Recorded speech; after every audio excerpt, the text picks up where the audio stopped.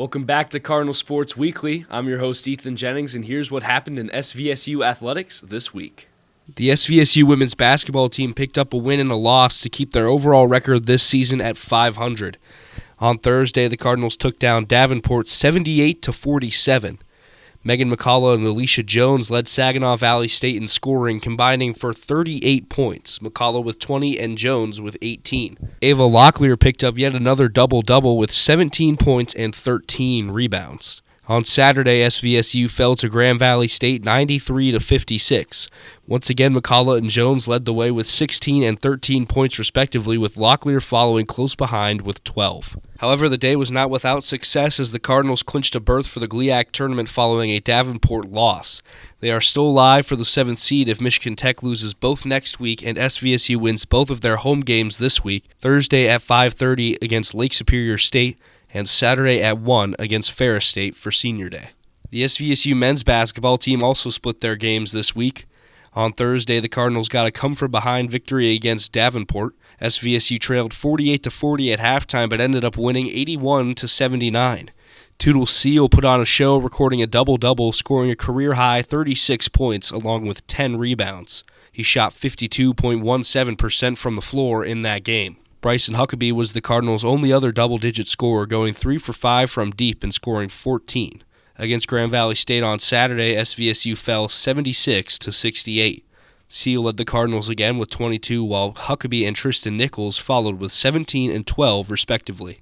Saginaw Valley State faces 2 top 10 opponents at home this week. On Thursday, they face number 6 Lake Superior State at 7:30, and then follow that with number 4 Ferris State at 3 o'clock on Saturday for Senior Day. They currently hold 8th place in the GLIAC standings and are a half a game ahead of Roosevelt, who plays Northern Michigan tonight.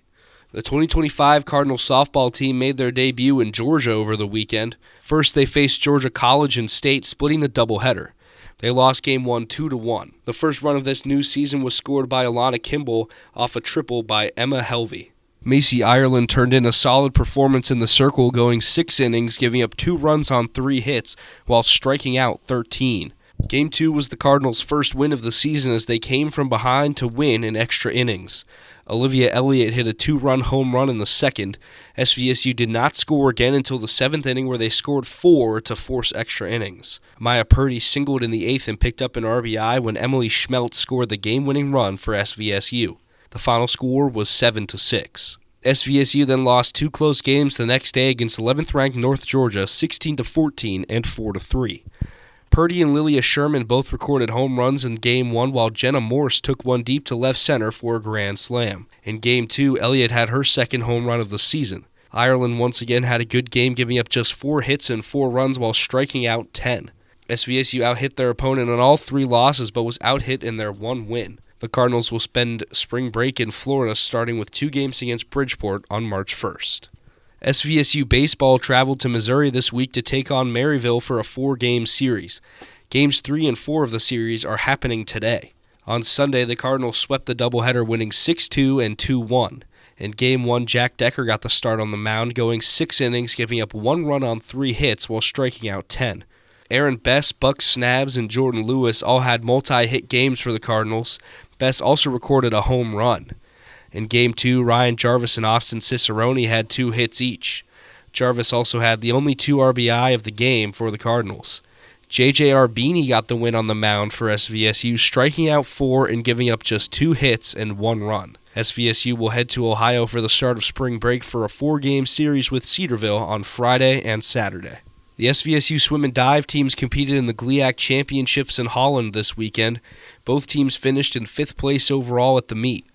On Day 1, Benjamin Wayman and Alexa Heber broke their own records in the 1,000-yard freestyle and turned in top 5 finishes, Wayman winning his event. Day 2 saw Almish Zedlak break his own record and come in 5th in the 400-yard medley relay.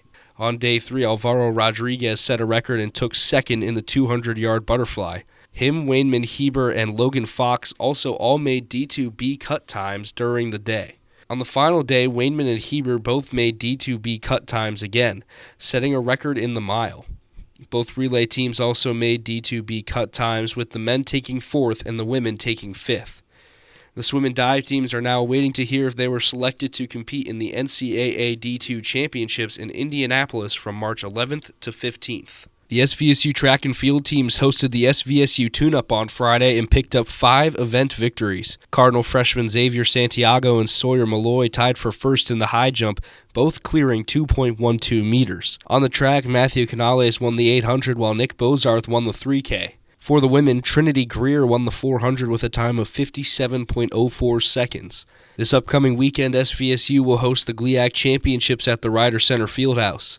It is a 2-day meet with events beginning at 10 a.m. on Saturday and 9 a.m. on Sunday. The SVSU women's lacrosse program is set to make their debut this Thursday. They will head to Midland to take on the Northwood Timberwolves at 1 o'clock. SVSU tennis had the week off this week and will pick up play again next Monday. They will take on Carnegie Mellon and Bowling Green at neutral sites that day to start off their spring break trip in Orlando. This week's SVSU Athletes of the Week are basketball's Tootle Seal and softball's Macy Ireland. Ireland pitched 12.2 innings across 2 games against Georgia College and State and number 11 North Georgia. In that time, she recorded a fantastic 23 strikeouts. Seal recorded a whopping 58 points and 22 rebounds in 2 games, including a career-high 36-point performance against Davenport. Thanks for tuning in to Cardinal Sports Weekly. I'm Ethan Jennings, and we'll see you next week. Go Cardinals, and beaks up.